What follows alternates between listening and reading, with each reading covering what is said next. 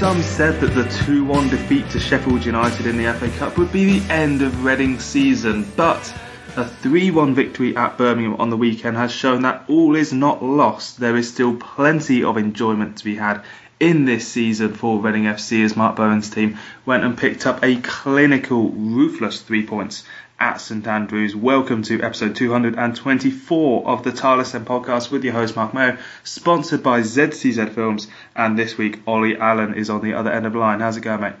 Very well, thank you. I'm very excited actually. I'm trying my new microphone for the first time, which of course thanks to our Patreon subscribers for that.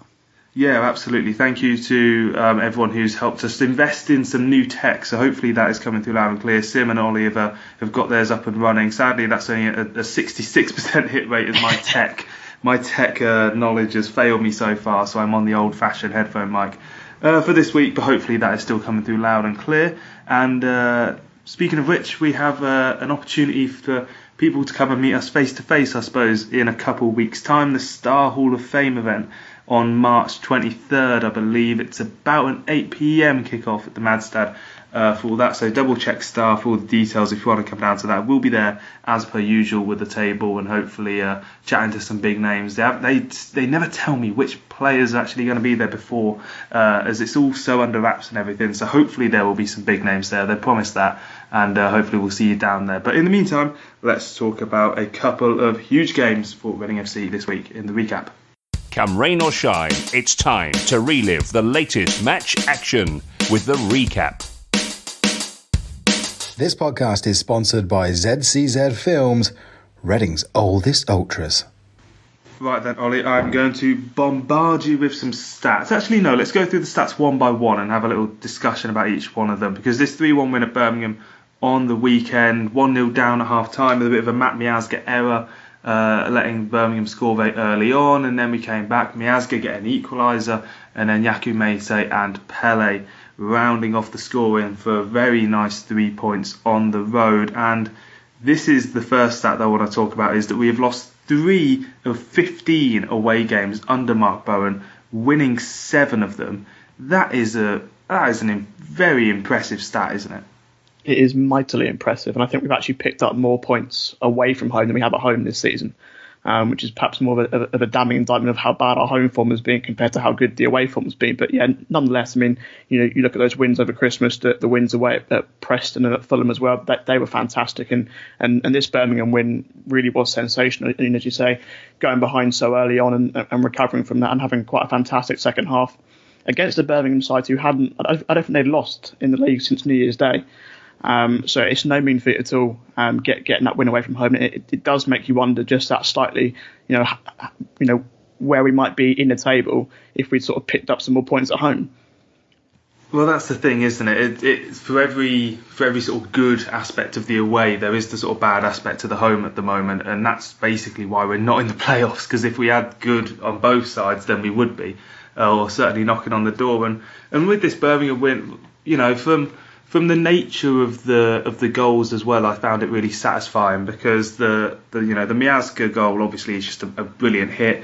The Mete goal from the header is just a nice ball in. Both, I suppose you say, both of them nice balls in. But that third one, the clincher, is always the most satisfying for me, because with the game so wide open, you could think that players would, just hoof the ball out to play or lose their heads, because it almost seems like too good a chance to be true. I think it's McCleary's free in the centre circle, he's onside, and there's so much space that it's almost like Puskas plays the ball into him and just thinks, well, something's got to go wrong here, but it goes out wide to Pele, a really nice finish, and as just the nature of it for me was just really satisfying. Yeah, it was great to see us being so clinical. We've bemoaned for so much of this season. How bad we've been if we want to go. We've had so many chances in so many games, and you look at a number of games and think, if we can take a couple of chances here and there, we can turn defeats into draws and draws into wins and whatnot. So it was fantastic to see us being so ruthless.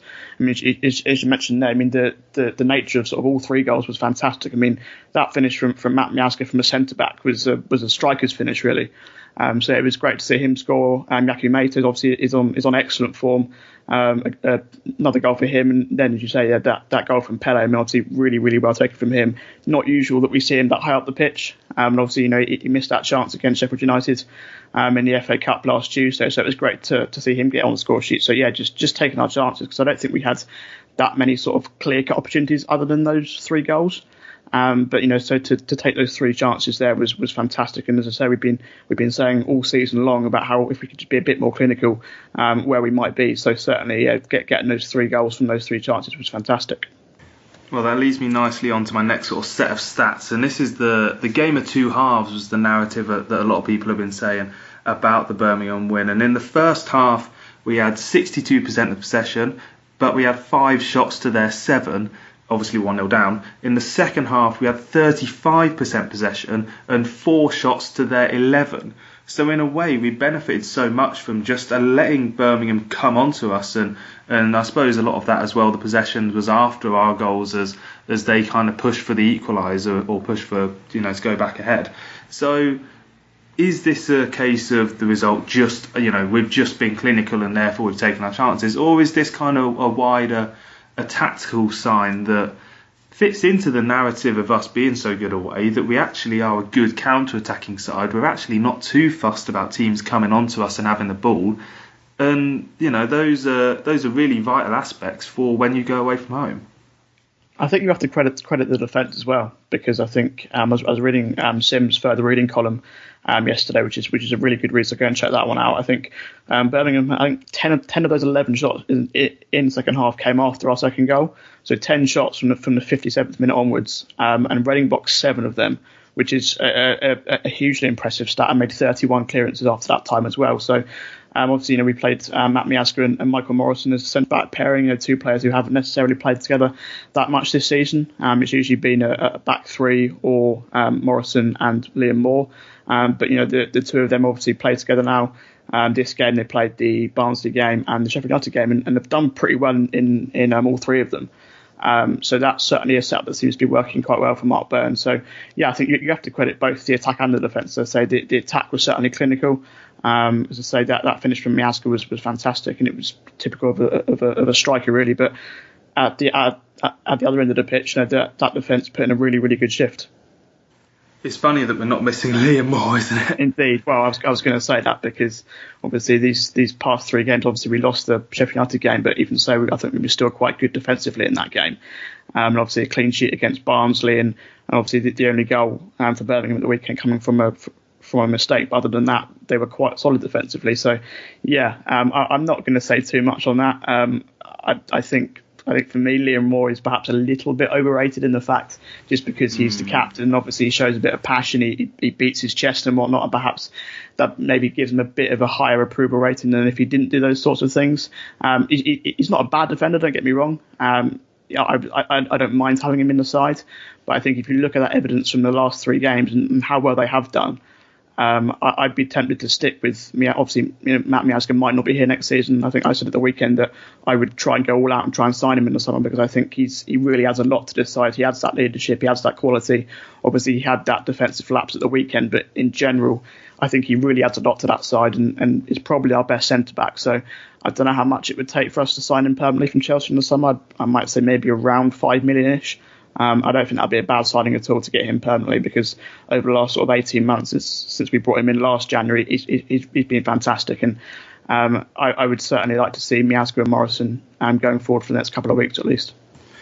Yeah, I must admit I'm struggling to think of reasons why you would bring Moore back in. His element of being the captain is, you could say that it's important, but you could also point to the last 3 games and say it's not like we've lacked for determination and leaders and those sort of things that even when Moore's been on the pitch, you could again say that we do lack sometimes. So Michael Morrison was captain for Birmingham last season, and he's done, and Matt Miazga's captain in the USA, and there's other players on that pitch as well. So I wouldn't be afraid of sort of a lack of leadership in Moore's absence. And it depends as well as to whether you believe that a player has to have spent a lot of time at a club to be a leader and to be a captain. Paul McShane came in and was named captain in his first season under Steve Clarke a few years ago, and I think he did a pretty decent job as a captain. So, it's just one of those things, and I do think that this, for now, with the form we're in, it kind of answers itself with Moore, whether he's in the team or not. And I don't see us going back to a back 3, which I think we did play in the last few minutes at Birmingham, just to kind of ease the pressure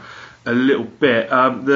next stat I want to move on to then, Ollie, is that we are the 7th best away side all season, but the 21st best home side for the entire season. So obviously Bowen and Gomez combined. Why is there such a discrepancy in our form? Are we just more suited to playing away?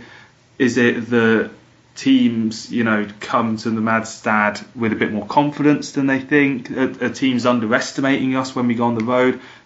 Is it a tactical thing? What's the reason for such a massive discrepancy?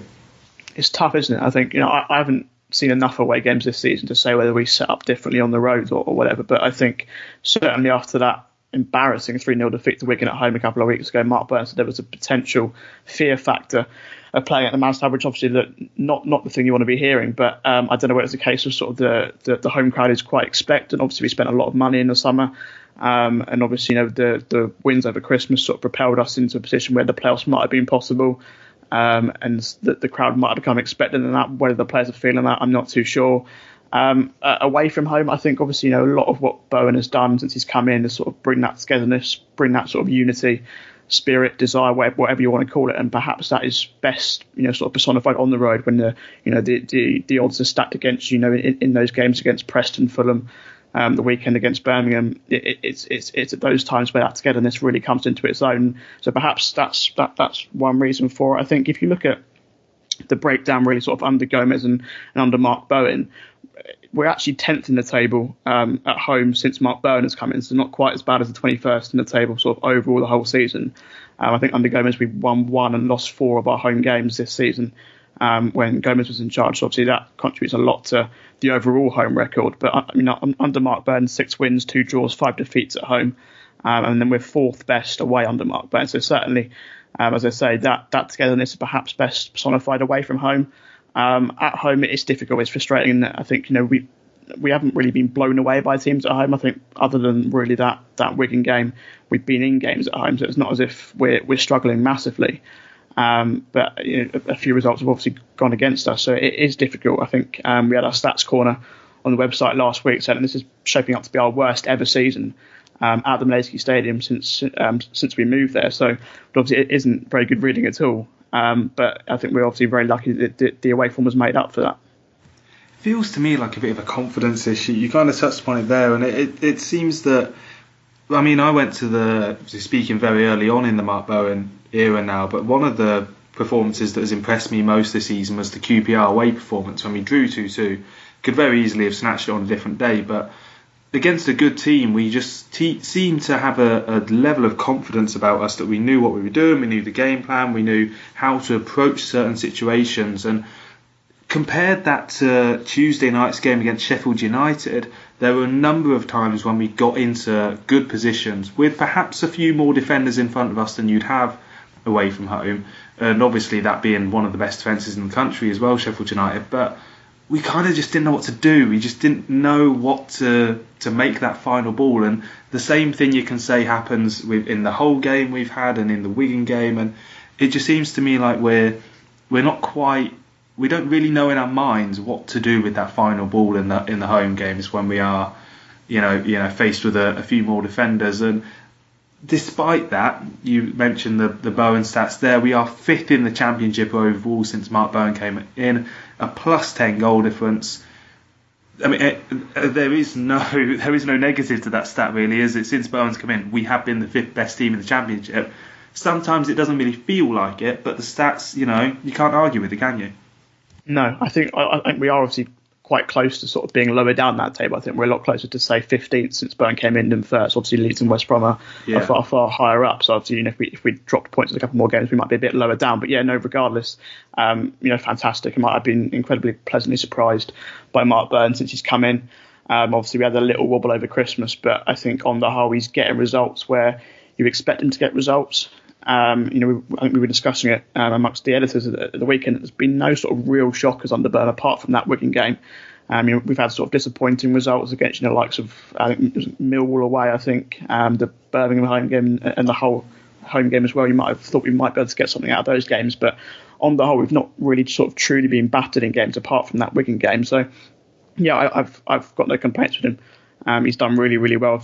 We were in the relegation zone when he took over. So for us to be sort of safely mid-table now, and obviously the win at the weekend has brought up some very optimistic playoff hopes again. But after the last couple of years we've had where we've sort of been struggling at the bottom, obviously 2 years ago it went down to the final day before we secured survival. Last season I think it was only 2 games to go.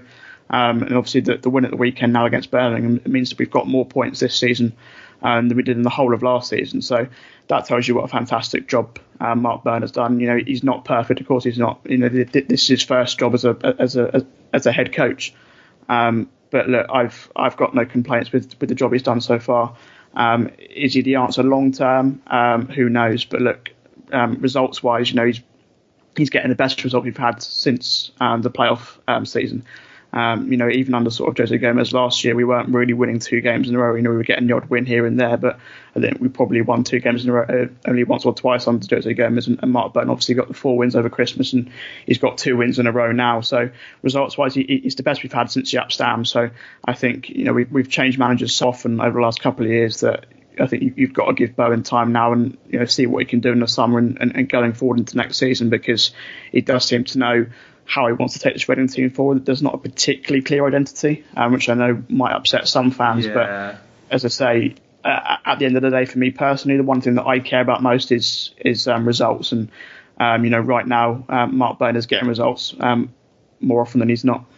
I think that's the thing for me when it comes to whether Bowen is underrated as the job he's done and everything. And we look back, I'm tempted to link this season to the sort of 09-10, I think it was, season when McDermott took over from Rodgers. And obviously that season we had, like a 5-0 win and a 6-0 win and everything. It was a much bigger sort of momentum shift that we did have under McDermott. But we are still in that, that season of a manager coming in and taking us forward with the view to next season. It's kind of similar in that regard. And Bowen isn't as rated as McDermott for obvious reasons, but part of that is, I think, because of the lack of identity, because you couldn't really say what this team's formula is. Basically, you can say it's pragmatic, it is very good defensively, etc., but I wouldn't describe it as a passing team or a long ball team. It very much hasn't found its way in that particular manner. It doesn't have to find its way, but it just hasn't, and therefore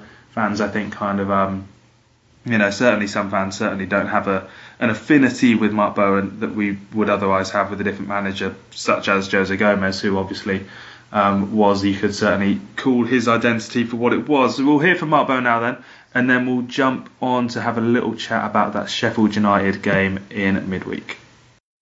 I think we were all, not just me, everybody was saying, the players themselves, some tick that one off, 9 to go. And we keep saying anything can happen in this league, and I'm very loath to say, we're looking above, because you've just got to take each game and keep trying to get a result.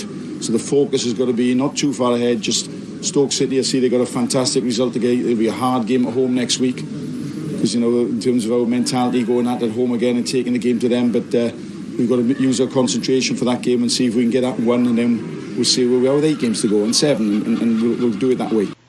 So, Ollie, it was a 2-1 defeat against Sheffield United in the FA Cup. 120 minutes of football and one Billy Sharp header settled it 15 minutes from the end. It was, really, for me, it was just a really solid performance. Sometimes lacked a bit of inspiration in the attack, as I kind of mentioned earlier, but it was a very competent performance against what is, by a matter of fact, one of the best teams in the country at the moment, who had their best defence out. They changed a lot of their attacks, so maybe that did us a few favours. But something that I kind of want to draw out of this game, and from the Birmingham game as well, is the Puskas performance. And George Puskas has struggled for me to really have any kind of, we just talked about this for the team, but struggled for me to have any kind of defined role or characteristic that you can latch onto in his game.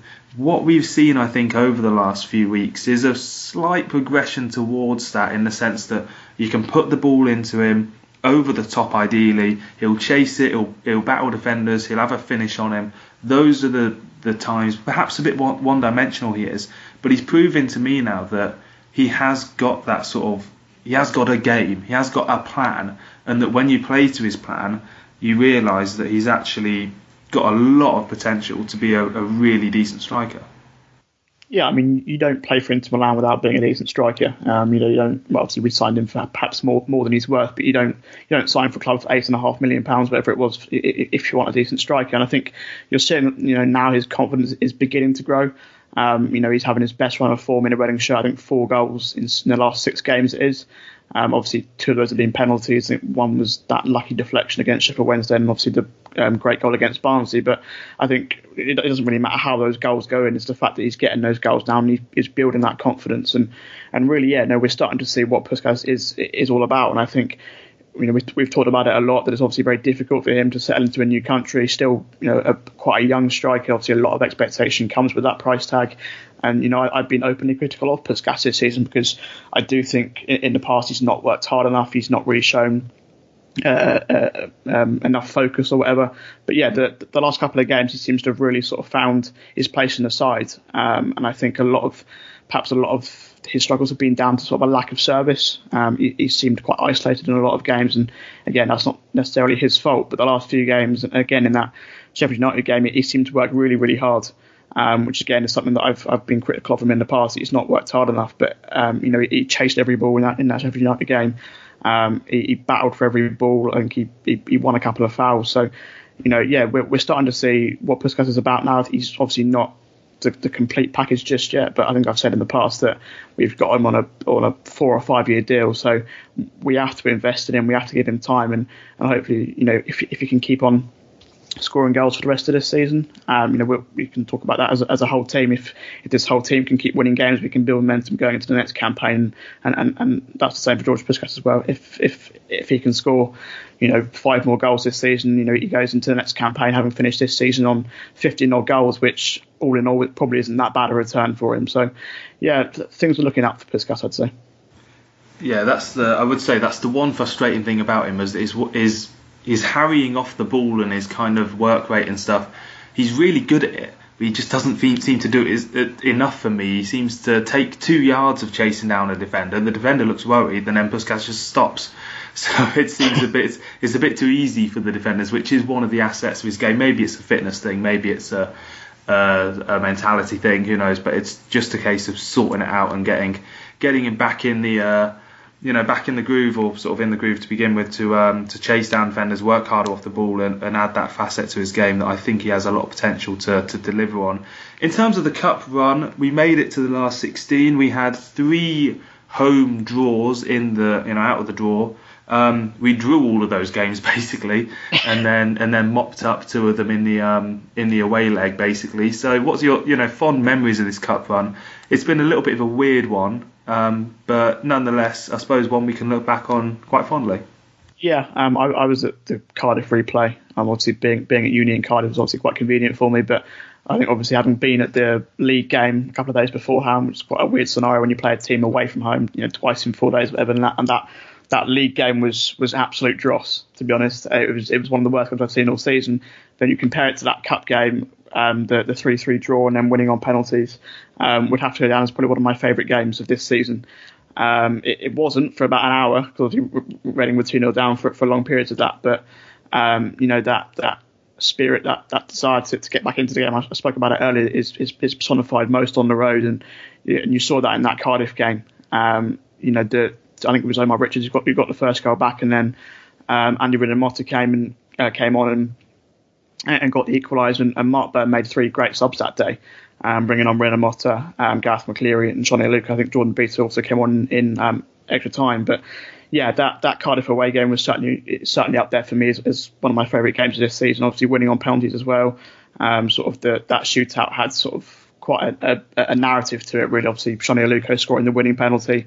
Obviously having been through all he's been through at Reading, Gareth McCleary scoring that penalty as well, Jordan Beater scoring a penalty having missed in the playoff final, and Gabe Osher as well putting an emphatic penalty into the bottom corner, which is fantastic to see. So all round that Cardiff game was really, really a memorable one, I'd say.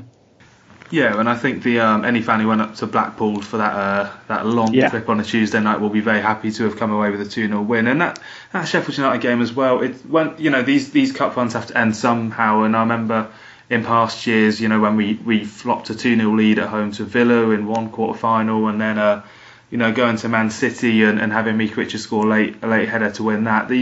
They always end in disappointment some way, but for the valiance of the performance, I think it was a really decent atmosphere as well at the game. So hopefully it's something that will go down in fans' memories as a good cup run, and something that we can hold in our memories positively. Let's move on now to the mailbag, where we've actually got quite a few questions looking ahead to what's going to be coming up in the next few weeks and months. You're listening to the Tilehurst End Podcast, by Reading fans, for Reading fans. Kicking us off this week in the mailbag, anyone who wants to send in your question, please send them over to the tilehurstend@gmail.com or on Facebook and Twitter. We'll always make sure we put them in the show.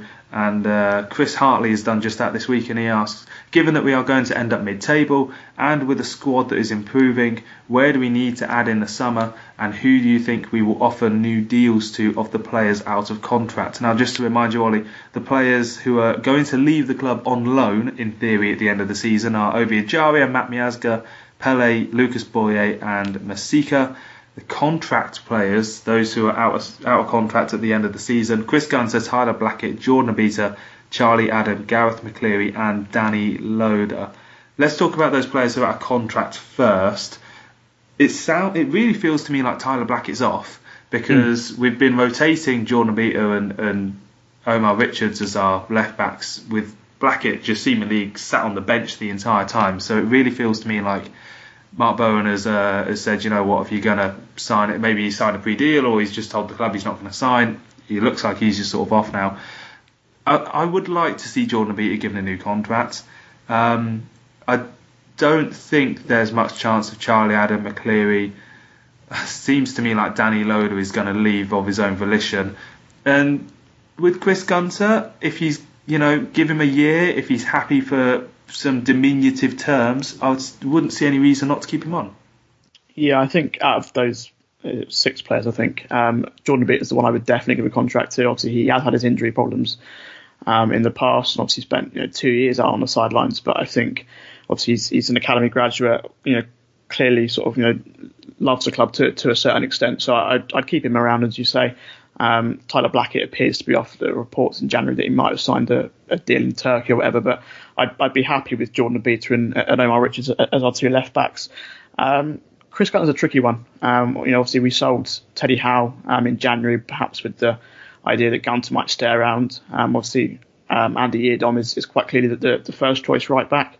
Felipe Arabunya brought in January as well, who can play right back. So whether that was with the thinking that Gunter might leave, I'm not sure. Obviously, he's coming towards the end of his sort of peak now. I think he's 30, 31. So, certainly not played as much this season or last season. Obviously, had his well-documented problems under Jose Gomez. But I think it's all down to sort of what he himself wants. I think if he feels that he can go somewhere else in the Championship, or perhaps higher end League One, and be first choice for a club, then I wouldn't be surprised to see him go. But I don't think he's a bad backup. I don't think we can. Well, look, when Eardom was injured, he certainly plays, I think, some of his best football in a Reading shirt. And obviously he's been here a very, very long time. But when Eardom was injured, sort of over Christmas, Gunter was excellent. So he's certainly still got the quality and the ability.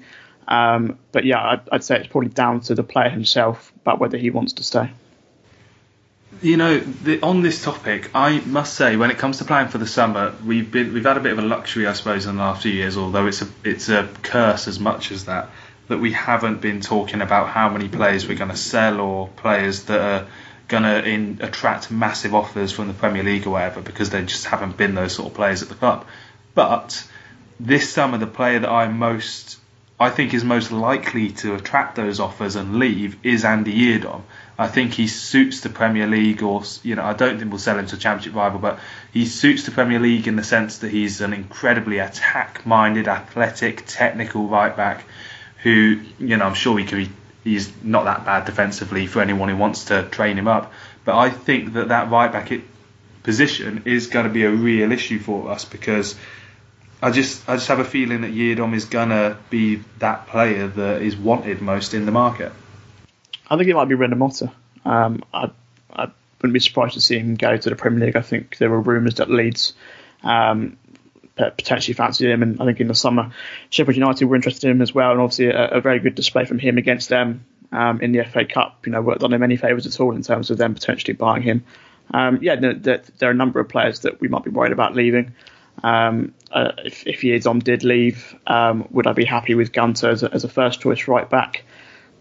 Maybe. I don't think, obviously, probably not. Probably not. I mean, certainly not long term. Obviously, we sold Teddy Howe in January, and he was perhaps seen as the long-term option. Tanai Watson is still at the club, but I don't think he's probably going to make it at Championship level. And then Ararunya as well. So, yeah, we would probably look to try and bring in a replacement if Yiadom did leave. I'd hope that he wouldn't, but yeah, I'd say him and Anirudh and Motta are probably the two players I'd be most worried about losing in the summer. Yeah, final point I suppose on Yiadom is that if we do sell him for, let's say, £8 million, you can go and spend £3 million of that on a good Championship right back, and that kind of seals that. So I suppose that's the benefit of selling your right back, is it's a like for like swap for a new signing, and hopefully you get someone who's pretty decent. Scott from the States asking, for the rest of the season, would you play our best 11 every match, or would you give more minutes to younger players who are under contract for next season? I think you've just got to play your best 11, because we talked about Matt Miazga, who is out of contract effectively with Reading. I think that if you take him out of the team, you kind of kill any chances of him actually coming back for another loan year or signing him permanently. So in a way, the only three loan players that I think we could sign permanently, Ajaria, Miazga and Pele, are all doing a really decent job in the first team, are all semi-realistic to be signed, certainly Ajaria permanently. So therefore, I think you just keep him in. Yeah, I'd agree. As I said earlier, I'd go all out to try and sign Matt Miazga in the summer. Pele, I wouldn't be against signing him. I think if we can try and perhaps bring in someone who's a bit more solid defensively. Obviously, he's had a good couple of weeks, but I think there are better players out there than Pele, but whether it's a case of budget, whether we'd be able to get Pele cheap or whether he would want to come back. I think he said after the Birmingham game at the weekend that he loves the city of Reading, so I think he wouldn't be against coming back. I think me and Sim discussed a similar question on the podcast a couple of weeks ago about playing our strongest side, and I think it is a case of trying to build momentum going into next season. We've got a decent-ish run, and I think we've only got Brentford left to play from the top six. So there's an opportunity for Reading to build some momentum going into next season, and obviously the best way to do that is to play your best team. I think you might want to put youngsters on the bench in place of maybe Gareth McCleary or Tyler Blackett if they're destined to be off. You might want to put on someone like Tyler Frost at right wing, or Romani Medford-Smith at centre back over Tyler Blackett. But I think in general, I think one player definitely you want to be giving as much minutes as possible to is Michael Olise, who's really come into his own the last couple of weeks, and obviously still only 18 years old, and you don't want to burn him out, but at the same time, he seems to be a real talent for the future. So the more experience we can give him now, when the games don't necessarily matter all that much, I think that the more time we can give him on the pitch, and it's not just because he needs to get those minutes, he seems to be meriting that time as well at the moment. Really standing out in the last couple of games. So, yeah, I would play our strongest team between now and at the end of the season. Yeah, I'd echo that point on Olise. I think he's done more than enough to show that he can be a verified first teamer between now and the end of the season anyway. So he kind of has that position nailed down for me. FPL Observer tweets us saying, unlikely of course, but are the playoffs impossible? Now, I can tell you that Preston, who are currently in 6th place on 56 points, which is 8 clear of Reading, they've lost 3 games in a row. Then you go down Bristol City, who are 5 without a win. Millwall have only won 1 in 4. Cardiff have only won 1 in 5. Blackburn are winless in 4. Swansea have only won 1 in 9. So you go from 6th to 11th, and you can tick off plenty of teams on some pretty dodgy runs. Then you get to Derby, QPR, Reading, Sheffield Wednesday, all in the sort of mid-table mix, as it were, with Birmingham as well. You can swing it both ways. You can swing it with all those stats that I've just said, and the fact that Reading have a good run in, and you can maybe think of a way of 8 points in 9 games not being the hardest thing in the world to overcome. The problem for me is that we are basically talking about one position going. 6th place is the only one that realistically we can get to. And as we're 14th, for me, where we are at the back of that pack, there are just too many teams and not enough time for Reading to break into the top 6, or at least to realistically think that we can break into the top 6. Yeah, I would sadly tend to agree. I would never say never, because I say the run is decent. Look at the teams we've got coming. Obviously, Stoke at the weekend, then Derby. As I say, Brentford's really the only top 6 game we've got left to play. We've got Luton, Huddersfield, Charlton, Middlesbrough, all sides that are struggling down the bottom. Obviously, not necessarily the best team to play because they'll be desperate for points themselves. But in terms of quality opposition, Reading aren't coming up against much that should trouble them over the next couple of weeks. So there is a chance, but yeah, as you say, it's one spot between sort of 10 teams you might fancy it, and even if Preston, who are 6th at the moment, even if they drop out, there will be 5 or 6 teams who will be getting that spot ahead of Reading, I would say. I think there was a graphic on Twitter from Experimental 361 who does some great sort of stats and graphics for the top 4 leagues, and the percentage chance of each team's hopes of getting into the top 6. I think Reading had something like a 0.5% chance of getting into that top 6, and also a 0.5% chance of going down. So I think we can probably say we'll be sort of safely mid-table, troubling neither the top 6 or bottom 3. As I say, I wouldn't be surprised just to see us push up a few more places with that running, and it is important to try and build some momentum going into next season and getting that confidence of what up and what not. But yeah, I mean, it does make you wonder. Obviously, if we'd beaten Wigan in the game that on paper we perhaps should have picked up 3 points in, and then that gap is only 5 points to the playoffs, I think you'd see a lot more people saying that we're in with a chance. So it's tough. I think sadly it does seem just too big of a gap for now. I take your point on the Wigan, but as I think I told you on Facebook on the weekend, if you take away those 3 points for Wigan, they go into the relegation zone, which is probably a bit of a bigger sort of swing in terms of the dramaticness of it. So I do think that I think that the 8-point gap, it's only 9 points to the relegation zone. If you can, that's the thing. You can look back down as well. So it's just too much. And to be honest, the way that I think that we as fans should approach it is not to get ahead of ourselves. And we can dream of playoffs, and we can always talk about next season. Those are absolutely fine to do.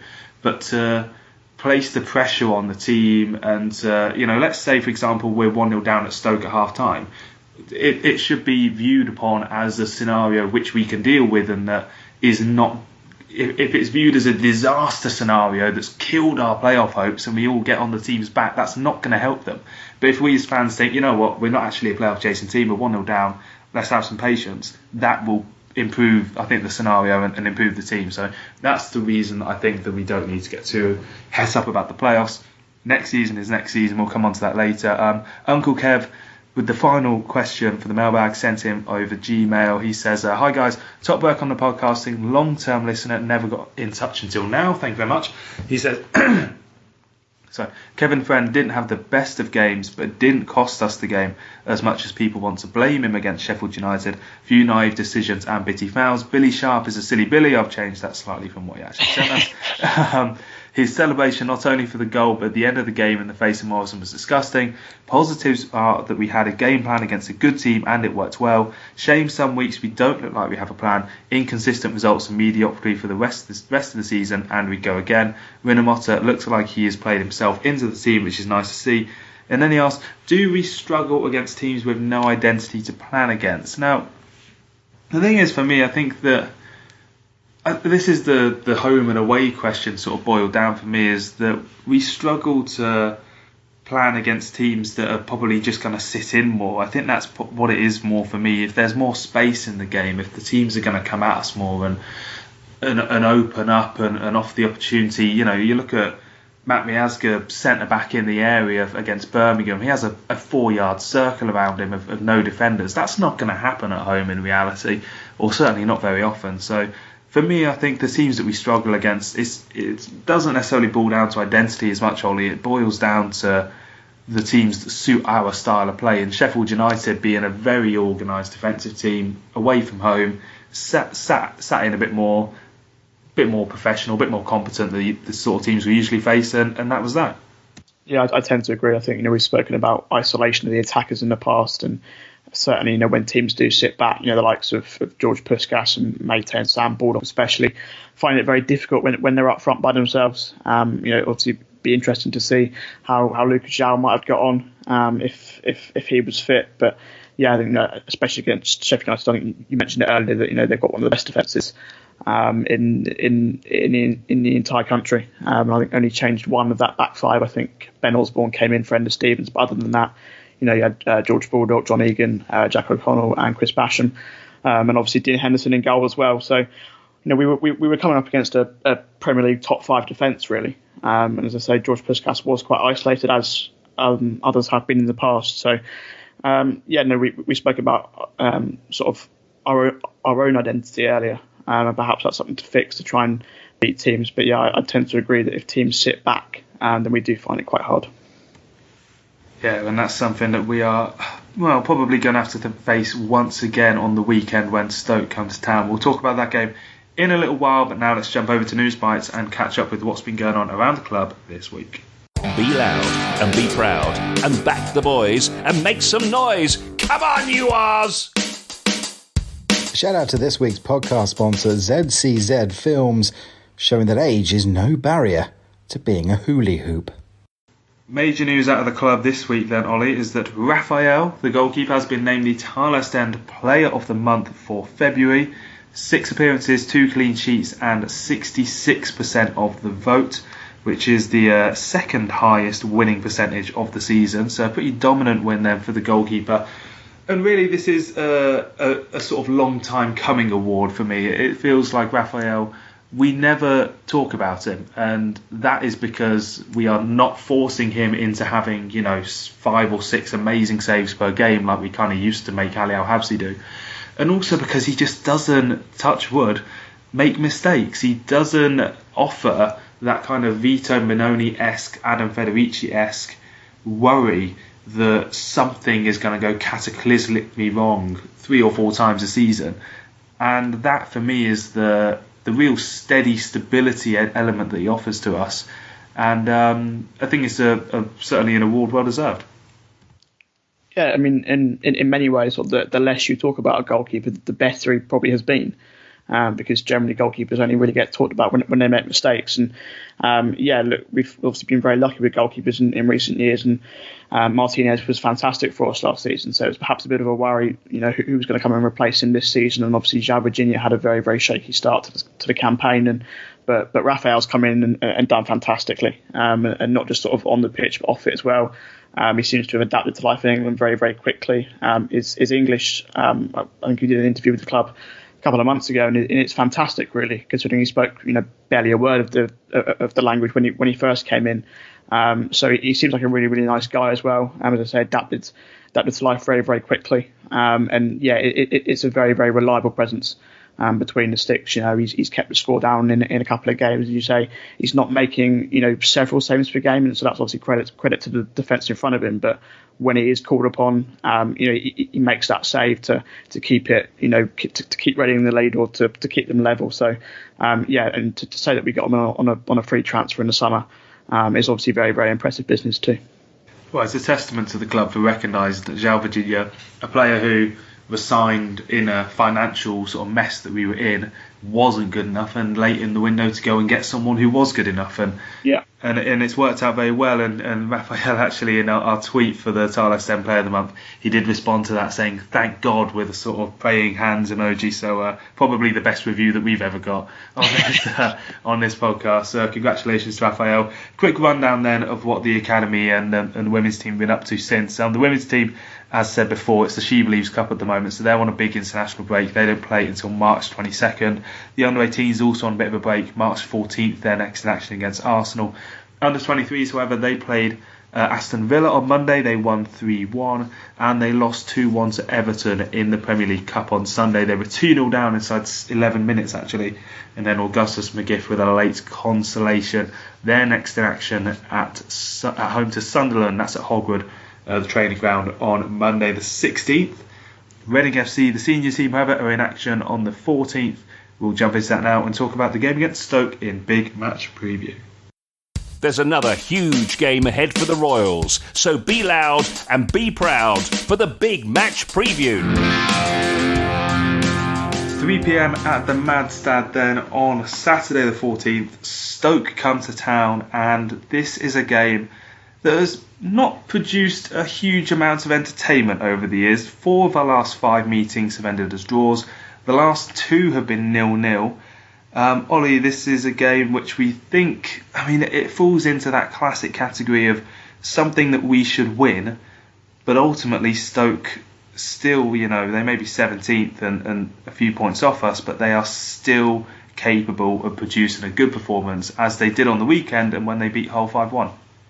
Yeah, that's exactly what I was thinking. It's a game we should be winning, but as we were talking about our home form earlier, nothing seems to be guaranteed at the Madstad this season. And yeah, obviously that result against Hull is obviously very impressive. I think Hull themselves seem to be dropping off a cliff really since Jared Bowen and Kamil Grosicki left in January. So that they Usefully, we didn't beat them though, which was very correct. typical. Yeah. So yeah, take that result. Stoke's went over them with a pinch of salt because Hull are falling apart. But yeah, if that they've still got a squad packed full of quality, there's no way they should be where they are in the table. The likes of Tom Ince, Jack Butland has obviously had a couple of mistakes this season, but is still a decent championship goalkeeper, and at the weekend. So I think I predicted them to finish in the top 6 at the start of the season. So that it's a squad that obviously I think they themselves probably recognise shouldn't be where it is. Michael O'Neill seems to have come in and done a pretty good job at sort of steadying the ship. Obviously got very, very good pedigree with Northern Ireland and seems to be doing a decent job at Stoke as well. So as you mentioned, they're only 3 points above the relegation zone. So certainly they're not out of trouble yet. So they'll be desperate for the points, and I'm sure they'll be looking at Reading and thinking that we're a team that they can potentially get points out of. I think we spoke about it before the Wigan game, that Wigan and Barnsley will look at the Reading home game and think that it's a game they can get something out of, and obviously Wigan did emphatically. So we have to be cautious. Obviously 2 wins in a row is great. If we can keep it going for as long as possible. I think we've got Derby away after that, so it's 2 certainly winnable games from teams who are. I think Derby might be above us in the table, but Stoke obviously below us. So it's a good chance for another win, but as I say, nothing is guaranteed, it seems, at the moment. No, well, I will slightly temper that with a stat that I only about 10 minutes ago discovered, is that Derby are the second best team at home in the entire league this season. They've only lost twice. So maybe this game is a bit more important in terms of picking up points, given that we have Derby and Brentford to come up afterwards. But in terms of Stoke, they are 4 unbeaten. They've only won 1 away game since New Year's Day. Reading haven't beaten Stoke since April 2006, when John Hall scored in a 3-1 win, but the last Stoke League win in Reading came in December 1992. So I think in terms of our prediction for this, I'm going to go for a classic 2-2 draw, because this is one of those that maybe historically will just doom to, kind of like when we faced Cardiff earlier in the season, it just doomed to never really get a proper one over each other. In terms of the prediction league, the 3-1 Bandit handbags did a profit from Birmingham.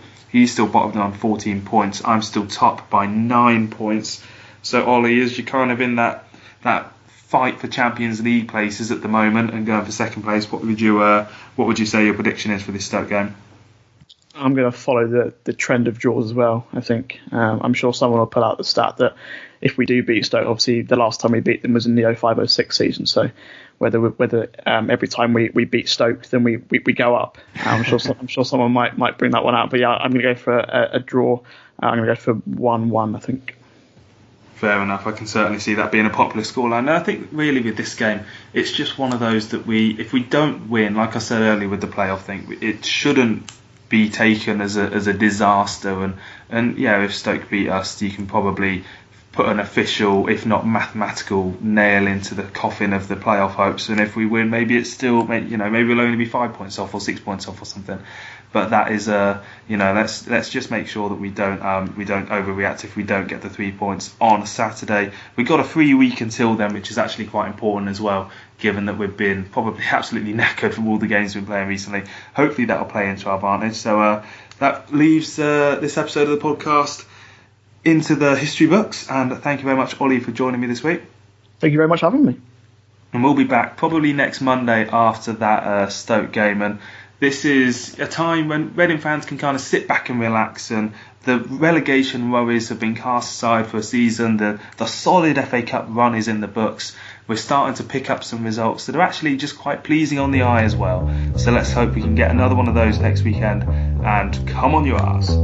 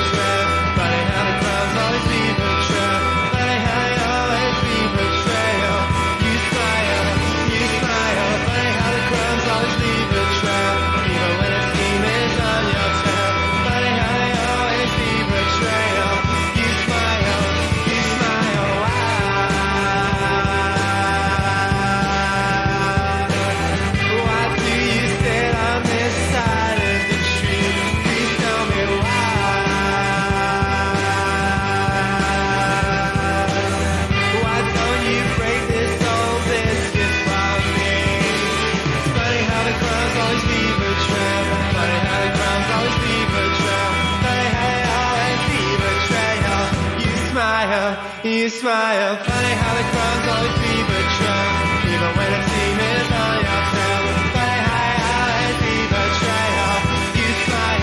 You smile, why?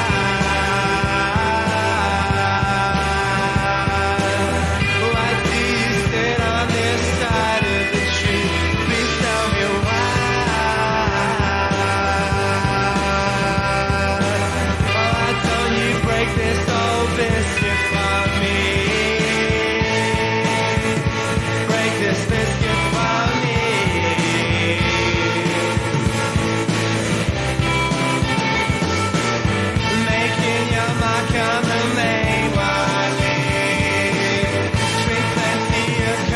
Just us inside.